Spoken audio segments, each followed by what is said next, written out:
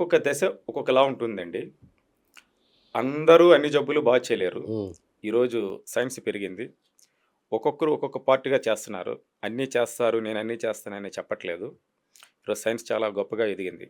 అయితే వాళ్ళు చేసేదేంటంటే డాక్టర్ ఏదో కొంత సైకియాట్రిస్టో, సైకాలజిస్టో, సైకోథెరపిస్టో ఎవరో సంబడి కాంటాక్ట్స్‌లో ఉంటారు. ఒక వెన్యూ, ఒక వేదిక తయారు చేసుకుంటారు. చక్కగా అక్కడ కౌన్సెలింగ్ చేస్తారు. మంచి ఫుడ్ పెడతారు. సెక్యూరిటీ ఇస్తారు. కౌన్సెలింగ్ చేస్తారు. దీనికి వీళ్ళు లొంగట్లేదండి. ఓకే. ఇవన్నీ మహానుభావులకి అన్నీ తెలుసు. వాళ్ళకి తెలియనివేం కాదు. కాకపోతే ఆయన సింగిల్ అయిపోతాడు. ఫ్యామిలీ పెద్దదైపోతుంది. ఆయన పడే బాధలు చూడలేక ఈ రిహాబిలిటేషన్ సెంటర్‌కి వెళ్ళి జాయిన్ చేసి అక్కడ కౌన్సెలింగ్ ఇచ్చి ఫుడ్ అది పెడతారనే సంగతి అందరికీ తెలుసు సార్. అవును. ఆ తరువాత next 15 days or 20 days or 3 months తర్వాత మళ్ళీ ఆయన స్టార్ట్ చేస్తాడు. అవును. ఎందుకంటే యెస్. మీ దగ్గర డబ్బు లేకపోతే ఏం చేస్తారు? ఆ ఎర్నింగ్ సోర్సెస్ చూసుకుంటారు కదా! బాడీలో ఇవి డ్రై అయిపోయి ఉంటాయి. ఇవేవైతే ఉన్నాయో బాడీలో మీకు ఆకలి ఎలాగేస్తుందో, అలాగే అది కూడా ఆ టైంకి రిలీజ్ అయ్యే ఎంజైమ్స్ గాని, హార్మోన్స్ గాని ఇవన్నీ డ్రై అయిపోయి ఉంటాయండి. ఓకే. ఈ డ్రై అయిపోవటం వల్ల మీరు రిహాబిలిటేషన్ సెంటర్‌లో ఎన్ని కౌన్సెలింగ్స్ చేసినా గాని మళ్ళీ ఆయన రిపీట్ చేస్తున్నారు. ఓకే. మీరు కౌన్సెలింగ్ అంటారు సార్. పిల్లలకి మందులు కావాలి. హ్మ్. పిల్లలకి పాలు కోసం, లేదంటే ఇంటికి కాయగూరల కోసం తీసుకునే డబ్బులు కూడా వాళ్ళు తట్టుకోలేక, అంటే వాళ్ళు ఆ పొజిషన్‌కొచ్చేసి ఉంటారు. అవును. అది ఎవరైనా గానీ. దానివల్ల వాళ్ళు ఆ డబ్బు కూడా దుర్వినియోగం చేస్తున్నారు. చిన్న పిల్లలకి పాలని ఆళ్ళకి తెలుసు. తల్లికి మందులని కూడా తెలుసు. తెలియకుండా ఏం లేదండి. అవును. మీరొకటి చెప్తున్నాను. బార్‌కి వెళ్లి, లేదంటే షాప్‌కి వెళ్లి 500 నోటిచ్చి 200 బాటల్ తీసుకొని 200 బ్యాక్ సైడ్ తీసుకుంటాడండి. మైండ్ ఏం ఆగిపోలేదు. ఆయనకేం మెంటల్ ఏం రాలేదు. ఆ హ్యాబిట్ అలాంటిది. సో, ఆ కండిషన్‌లో ఉన్న వాళ్ళకి మనం కౌన్సెలింగ్ ఇవ్వడం వల్ల గాని, రిహాబిలిటేషన్ సెంటర్‌లో వేయటం వల్ల గాని ఎటువంటి ఉపయోగం లేదు సార్. తాత్కాలికంగా ఫ్యామిలీ రిలాక్స్ అవుతుంది. అంతే. 100% బా! ఆయనకి అన్ని స్థాయిలు దాటే మా దగ్గరకొస్తారండి. అవును. టోటల్‌గా అన్ని స్థాయిలు దాటే. మీరు ఫస్ట్ క్వెషన్ వేశారు. చెప్పారు ప్రేక్షకులకి. హ్మ్.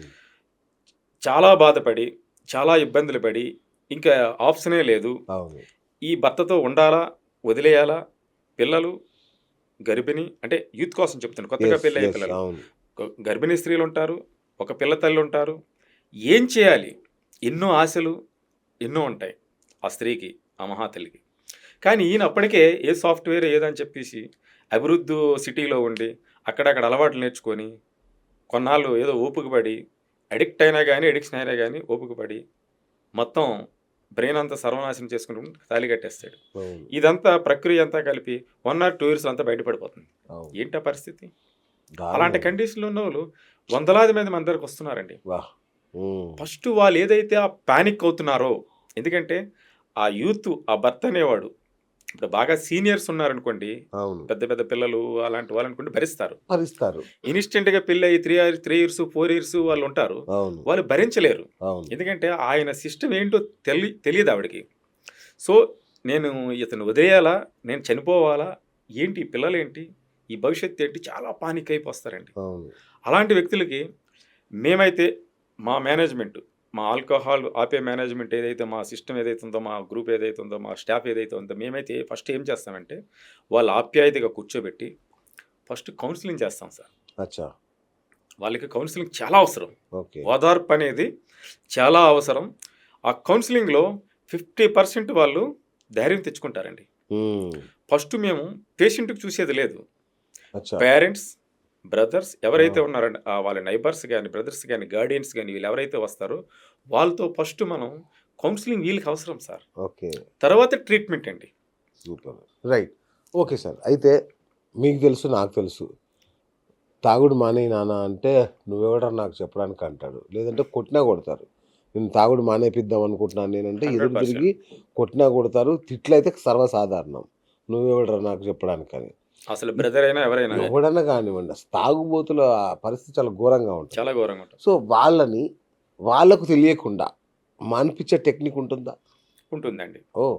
ఇదేంటంటే మందనేది తెలిసిచ్చినా పనిచేస్తుంది, తెలియకిచ్చినా పనిచేస్తుంది. అవును. కానీ తెలియకుండా ఇవ్వడం అనేది ఇది తప్పు. ఓకే. ఇది చాలా తప్పు. అంటే తెలియకుండా ఏది చేసినా తప్పే. నాకు చెప్పి తీసుకెళ్ళొచ్చు కదా! నాకు అడిగి పుచ్చుకోవచ్చు కదా! అవును. మన ఎంత ఫ్రెండ్ అయినా ఆ టేబుల్ మీద ఏదో ఒకటి తీసుకెళ్ళాలంటే, ఓ పెన్ను అంతే తీసుకెళ్ళాలన్నా కదా! చెప్పి అవును. తీసుకెళ్ళాలి. అంతే కదా! చెప్పకుండా అనేది ఇది తప్పిది. కానీ చాలా. ఆ! పరిస్థితులు అలాంటివి. హ్మ్. అక్కడున్న పరిస్థితులు హ్మ్.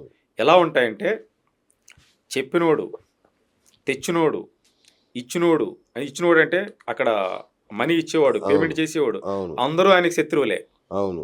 ఈ విషయంలో. ఇంక ఏదైనా నువ్వు మాట్లాడు. కానీ this is my personal. We know everything. హ్మ్. వాళ్ళు చెప్తారు ఏమంటే, మాకు తెలియనిదేం కాదిది. మేము కాన్షియస్‌గానే చేస్తున్నాం.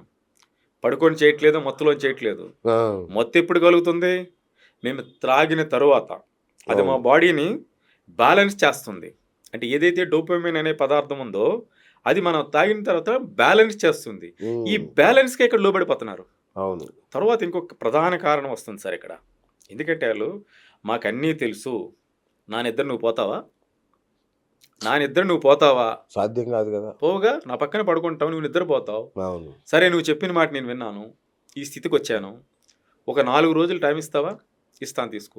4 రోజులు ఏం జరిగిందో నీకు తెలుసా? ఏం జరిగింది? నిద్ర లేదు. ఎన్ని రోజులు నిద్ర లేకుండా ఉండాలి? అది. అప్పుడు మనల్ని వాళ్ళు కౌన్సిలింగ్ చేస్తారు. హ్మ్. ఫ్యామిలీ మెంబర్స్‌ని గాని, ఫ్రెండ్స్‌ని గాని నాకన్నీ తెలుసు. నాకు తెలియనిదేం లేదు ఇందులో. ఇన్‌కమ్ లేదని తెలుసు. సొసైటీ స్టేటస్ పోతుందని తెలుసు. ఉన్న ఉద్యోగం పోతుందని తెలుసు. జాబ్‌కెళ్ళకపోతే జీతం రావట్లేదని తెలుసు. చిన్న పిల్లలు నన్ను ఎగతాళి చేస్తున్నారని తెలుసు. అన్నీ నాకు తెలుసు. కానీ నా నిద్ర ఎవరు పోతారు? అంటే ఆయన ఆ పరిస్థితికొచ్చేసాడండి. రైట్. రైట్. తెలుసో తెలియకో అవును. ఫ్రెండ్‌షిప్ వల్ల ఇంకొక వల్ల ఆ పరిస్థితికొచ్చేసాడు. అప్పుడు ఏదైతే ఆయన తీసుకోవాల్సిన మోతాదు తీసుకుంటాడో అప్పుడు ఈక్వాలిటీ అవుతుంది. ఓకే. సో, అందుకని ఆయన ఇష్టపడతాడు. దానికి ఖచ్చితంగా మనము లోబడి ఆయనకి ట్రీట్మెంట్ చేయాల్సి ఉంటదండి. ఓకే. ఓకే. సూపర్. అయితే ఏముంది చెప్పుకున్నట్టుగా మా నాన్న తాగుబోతు అని చెప్పినా, వాళ్ళ అన్న తాగుబోతు అట్లా వాళ్ళ ఫాదర్ తాగుబోతట అంటే, ఆడపిల్ల పెళ్లి సంబంధాలు ఎన్నో చెడిపోతాయి నిజం చెప్పాలంటే. అసలు వాళ్ళ నాన్న తాగుబోతటరా, వాడు తాగుబోతట, వాళ్ళ అన్న తాగుబోతంటే ఎవడు రాడసలు సంబంధానికి. ఇట్లా ఎన్నో బాధలు పడుతున్న కుటుంబాల్లో మళ్ళీ జోష్ అంటే మళ్ళా వెలుగులు నింపాలంటే, మీ వైద్యం ద్వారా ఎన్ని రోజులు పడుతుంది ఖచ్చితంగా? సరే వైద్యం అనేది ఒక సిస్టమ్ ఉండదండి. ఓకే. అది depend on case history and internal organ support చేసే దాన్ని బట్టి ఓకే. డయాగ్నోసిస్ ఉంటుంది. Oh! So, depend on diagnosis. తర్వాత చాలామంది మనం చెప్పే మాట వినేవాళ్ళు కూడా ఉంటారు. వినని వాళ్ళు కూడా ఉంటారు. సో, ఈ సిస్టమ్ అయితే గనుక ఎగ్జాక్ట్‌లీ వితిన్ ది 3 మంత్స్‌లో ఇదంతా క్లోజ్ చేయొచ్చండి. వావ్! సూపర్బ్. ఆ! కొన్ని ఇబ్బందులైతే ఉంటాయి. ఆ! ఎందుకంటే అప్పటికే చాలా హార్మోన్స్ డ్రై అయిపోయి ఓకే. కొన్ని షివరింగ్స్, ఓకే. బీపీ పెరుగుట హ్మ్. ఇలాంటి డిస్టర్బెన్స్ అన్నీ మనకి విత్‌డ్రా సింప్టమ్స్ ఇవన్నీ వస్తాయండి. అచ్చచ్చా! ఓకే. అవి మేము ఫాలో అవుతూ ఉంటాం.